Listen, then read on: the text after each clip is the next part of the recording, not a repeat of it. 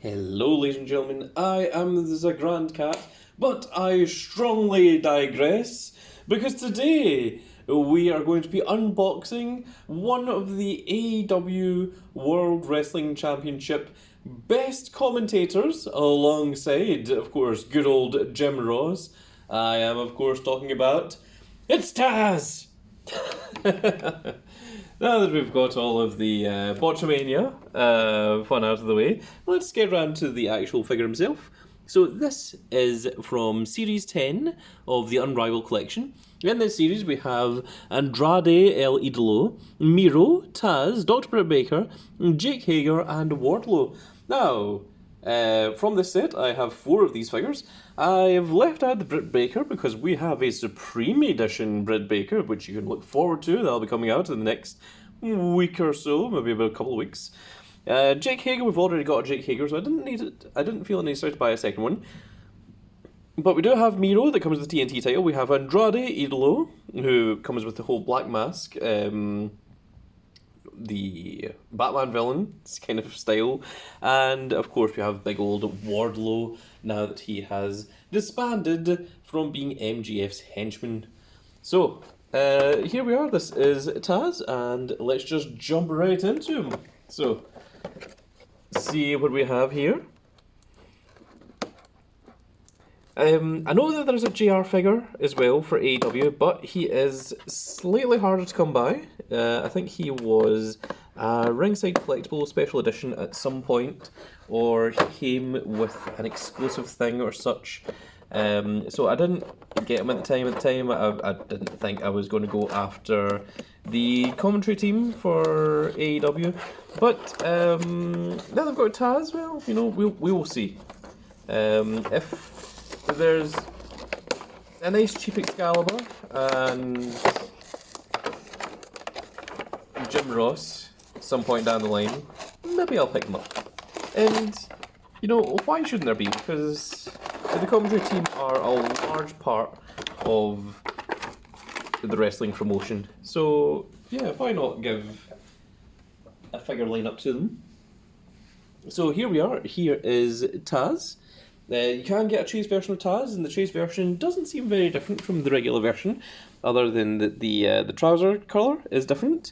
So it's a little bit of a weak chase variant, but it's very cool that they did give it to former ECW champion, the big old Taz himself. He does come with a hand that has the microphone already equipped. We have a shouting head for when he has to get out those big spots he has to call. Oh my goodness, there he goes.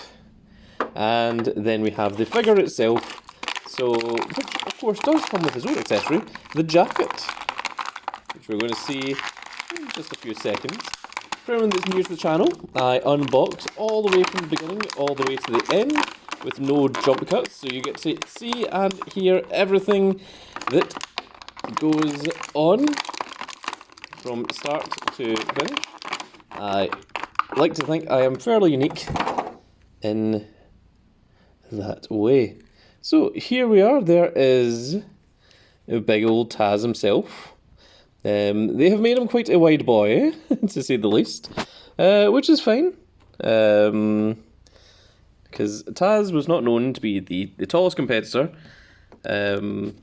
Just rotate the camera just down just a little bit, if you would. It is real in refusal. Let me see here. Just do that. You can see behind the camera a little bit. Oh my goodness. The curtain has been pulled back. There we go. Okay. we got a little bit there in the end, to say the least. So here we are. There is Taz. It's Taz! Very, very cool. So there is our secondary head, which we shall not be using, because I think the stoic-faced Taz is a slightly better one. Why is this not working? There we go. There you are. There is our shouty version of Taz. They've got a lot of you know what I mean? The thing is, the detail on these figureheads are fantastic nowadays. I just did the Seth Rollins Ultimate Edition, and I was just praising that for how good it was. We only have one alternate hand, which has a ring on it for Big Ol' Taz, as the AEW microphone, which a lot of these figures do come with. But it is very cool to have the gripping hand, which the microphone sort of sits in there. It's a little bit loose, but, you know, it works. So let's take a look at Taz himself. He, of course, comes with the sunglasses, which he is very well known for, and they do come off, as you can see, and oh my goodness, I think you should maybe keep them on, because from what I just saw there, the eyes underneath did not look quite fantastic. I would say that this head actually looks worse than this one. The Screaming Head, the eyes really look like Taz. This one, it looks like someone pretending to be Taz. So the jacket is made of rubber, of course. So we're going to have to remove that to look at the articulation for, of course, the ECW legend that is Big Taz himself. We might need to remove the hands just to get this jacket off. You can maybe just remove the jacket without removing the hands. Just for convenience sake, it is slightly easier to do so. And let's see how he looks. So, Taz, you just stand there for me just a second. And there is the jacket. It's almost like it's meant to be like a kind of leather style jacket, but it's supposed to be more of a sort of suit jacket, I think. They are kind of positioned, you know, with the arms down. You know, there's no way that you can really articulate this, because there's no way that this can actually bend upwards because of the way that it is molded. So it's meant for just one very standard position.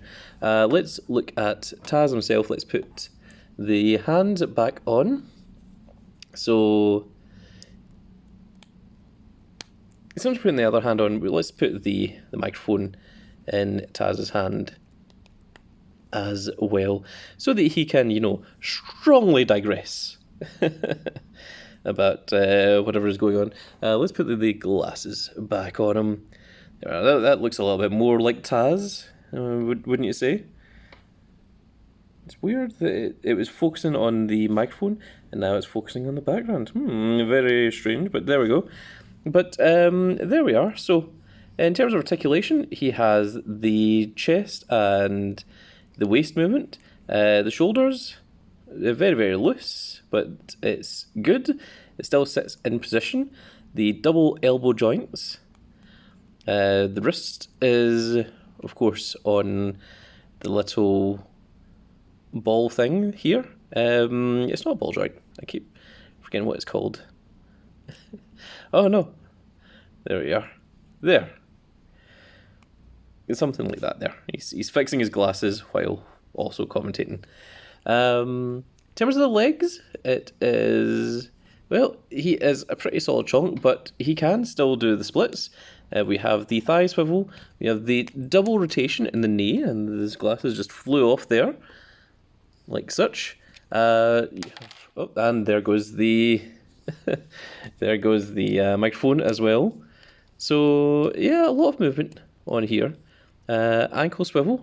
It goes a long way, actually. There's no toe pivot, but...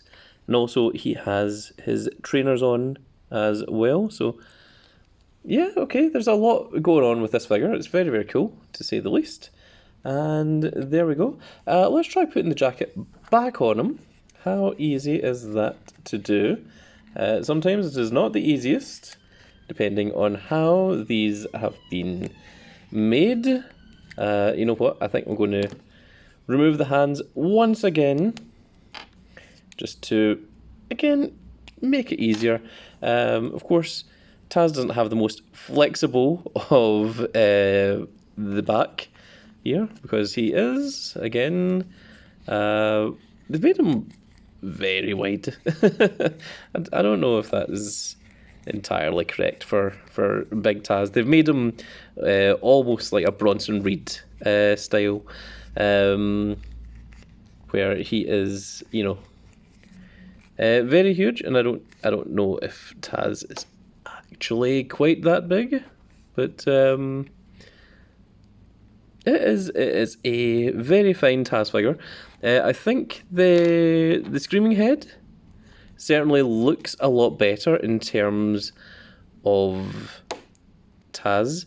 It's unfortunate that with the jacket on you can't get the arm really up, because the jacket just gets in the way. We do know that the articulation is in there underneath. It's just that it's hindered by the jacket. I think I'd prefer it if the jacket was moulded on rather than removable. And there we go. And let's put those glasses back on Taz. It almost reminds me of the old putting the sunglasses on Rikishi to make him, go into his dance form. Let's just rotate this over just a little bit here. And let's do a quick size comparison. The only one that I have immediately available with me is the Ultimate Edition Seth freaking Rollins that we just reviewed. And you can see that Seth is a little bit taller, to say the least. That's him in obviously his Drip Saya form. The Seth Rollins figure is still very, very awesome, I must say. And lastly, just to finish off, let's bring in our little turnstile and do a full 360 of Taz to finish us off. And there he is, folks. That is good old AEW commentator, former ECW champion, ECW legend as well, and also, WWE alumni as well. Did many, many accolades in there. It is, of course, Taz. And that's going to be it for this little video, folks. I really hope you all enjoyed. Now, if you did enjoy it, please give me a like, share, and subscribe. And if you are subscribed, make sure you click that notification icon so you can see when more of these little videos go up. And we shall see you all in the next video. Goodbye, everybody.